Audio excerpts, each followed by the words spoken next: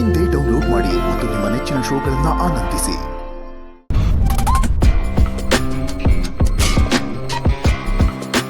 ವಿಮಲಾ,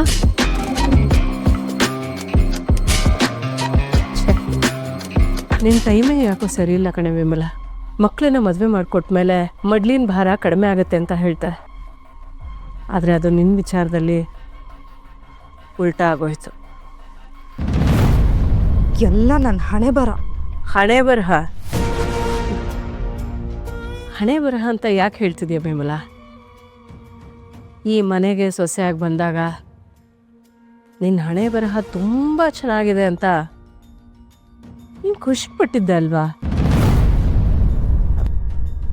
ಅಂದರೆ ವಿಮಲಾ, ಜೀವನ ಅಂದಮೇಲೆ ಕಷ್ಟ, ಸುಖ, ನೋವು, ನಲಿವು ಎಲ್ಲ ಇದ್ದೇ ಇರುತ್ತೆ ಕಣೆ.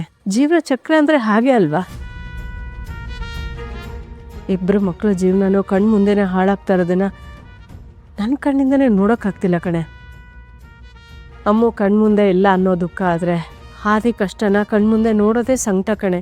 ಎಲ್ಲದಕ್ಕಿಂತ ಸಂಕಟ ಅಂದರೆ ಅದನ್ನೆಲ್ಲ ತಡಿಯಕ್ಕೆ ನನ್ನಿಂದ ಏನೂ ಮಾಡೋಕ್ಕಾಗಿಲ್ವಲ್ಲ ಅಕ್ಕ. ಅದು ಯಾರು ಶಾಪನೋ ಏನೋ. ವಿಮಲಾ, ಮಾವ ಮಾಡಿದ ಅವಾಂತರಕ್ಕೆ ನೀನು ಯಾಕೆ ಶಾಪ ಗೀಪ ಅಂತೆಲ್ಲ ಹೇಳ್ತಿದ್ಯಾ?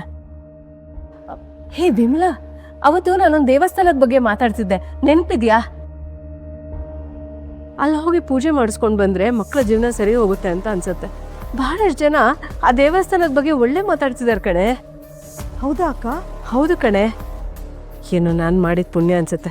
ಅಲ್ಲಿ ಹೋಗಿ ಪೂಜೆ ಮಾಡಿಸಿದ್ಮೇಲೆ ನಮ್ಮ ಶೋಭಿತಾ ನೋಡು ಎಷ್ಟು ಖುಷಿಯಾಗಿ ಜೀವನ ಮಾಡ್ತಿದ್ದಾಳೆ ಅಂತ. ನೀವು ಹೇಳ್ತಿರೋದು ನಿಜನೇ ಚಿಕ್ಕಮ್ಮ? ನಿಂಗೂ ಸರಿ ಅನ್ಸಲ್ವೇನಮ್ಮ? ಚಿಕ್ಕಮ್ಮಂಗೆ ಮನೆ ಅಳಿಯನೇ ಸಿಕ್ಕಿದಾರಲ್ಲ. ಪೂಜೆ ಮಾಡಿಸ್ತೀಯೋ ಅಥವಾ ಏನು ಮಾಡಿಸ್ತೀಯೋ ಗೊತ್ತಿಲ್ಲ. ಅವಾಗಾದರೂ ಆ ಲಕ್ಷ್ಮಿ ಈ ಮನೆಯಿಂದ ಆಚೆ ಹೋಗ್ತಾಳ ನೋಡೋಣ. ಹೋಗ್ತಾಳೆ